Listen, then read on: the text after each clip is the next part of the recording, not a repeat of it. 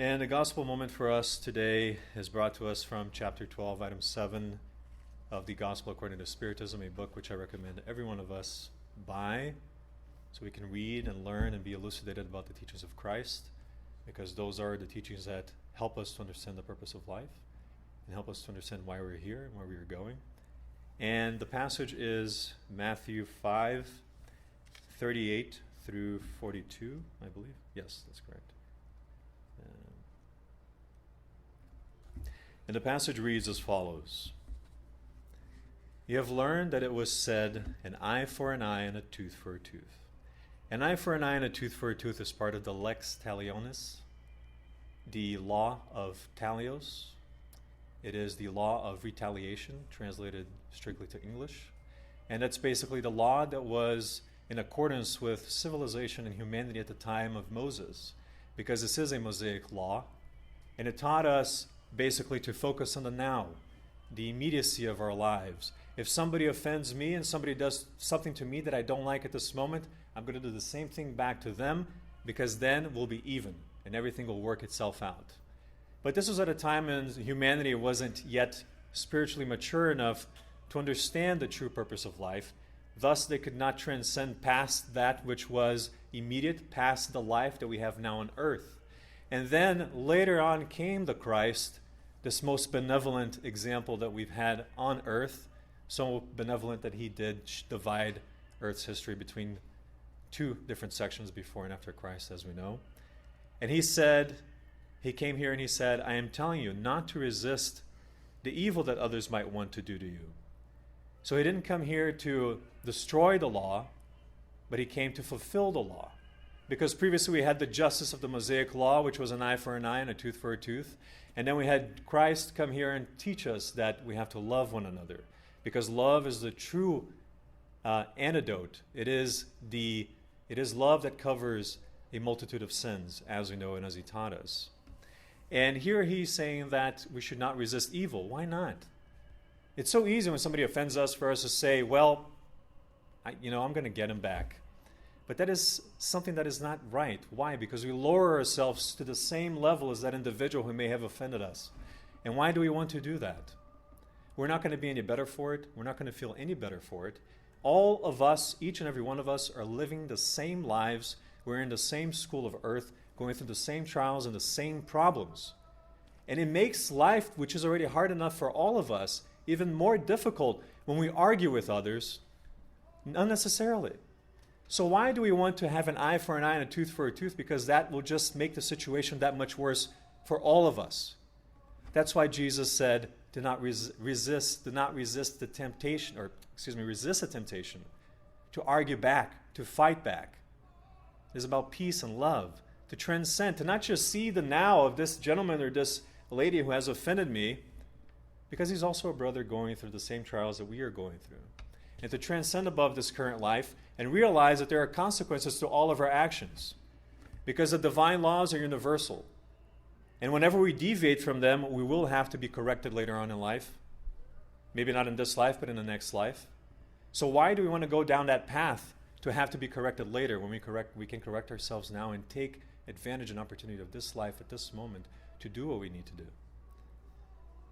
But if someone strikes your right cheek, offer him the other also. This isn't to say that we should just stick our neck out and allow someone to hurt us. No, it is to accept the situation that life presents to us, to not be proud, to not be selfish, because those things tarnish us. It is this point of honor. Who is this person to say that to me? He's someone just like you are, just like we are. So we have to understand this and not allow that stuff to get to us personally. Because at some point, because we're all in the same place, so we're all exactly in the same level of evolution and progress. Some may be more advanced, others may be a little bit still far behind, but as an average, we're all in the same position, the same spot. No one's better than we are. No one's worse off than we are. We're all the same, going through different trials, different expiations and sufferings that are specifically customized for us as the tools that we need in order to progress and to become better. And that's why Jesus, being that moral example for humanity, which we find in question 625 of the Spirit's book, that he is the perfect model, role, and guide to humans on earth as to how we ought to behave with one another.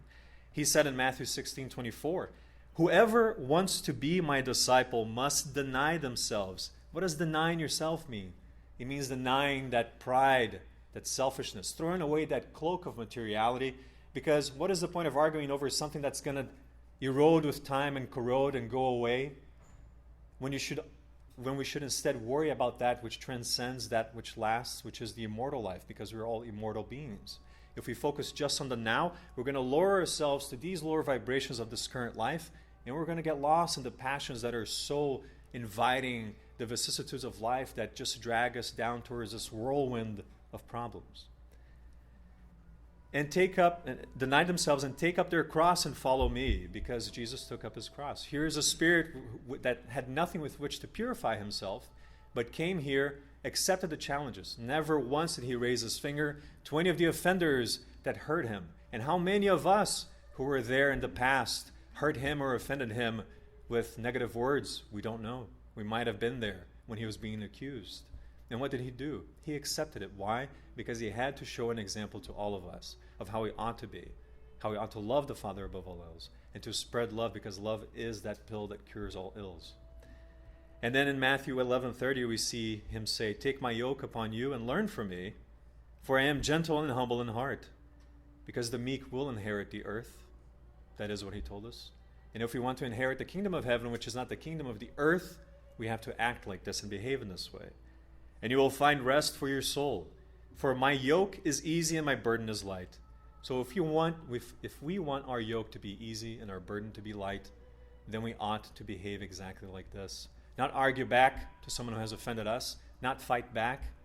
Just understand the situation and pray for guidance, so we ourselves don't lower our being to that level that is unnecessary, because it is just going to create more stress for us and stress for everyone that's around us. And the passage goes on, "But if someone strikes your right cheek, offer him the other also." "And if someone wants to sue you to take your tunic, leave your cloak also. What do I care if this person maybe wants to have something of mine, something that's going to erode with time and go away? It is worthless. I should worry about that which is worthy, that which is transcendental. Leave him your cloak also. And if someone wants to force you to go 1,000 steps with him, go 2,000. The more he tries to offend you, and the more he or she sees that you're not offended and nothing can reach you and everything bounces off you as if you have a shield of love and peace, that person eventually is going to give up. They're going to stop, and they're going to realize these are wasted efforts. Why am I trying to do this? And if each one of us had a mirror with us at every moment in time that we argue, that we get mad, and we saw our faces and how ridiculous we look, we probably would not do it as much. If somebody filmed us after a moment of argument or a fight and played it back to us, we would probably laugh at ourselves. So why do we want to behave in this manner? It is ridiculous. And unfortunately, yes, we still do it because it is our nature. But we have to work hard in overcoming this. And give him who asks, and do not turn away someone who wants to borrow from you. And then in item 8, there are two sentences that kind of summarize all this. It says, "Only faith in the future life and God's justice, which never leaves injustice unpunished, can provide the strength to bear patiently the blows directed against our interests and self-centeredness. Focus your gaze on the future ahead.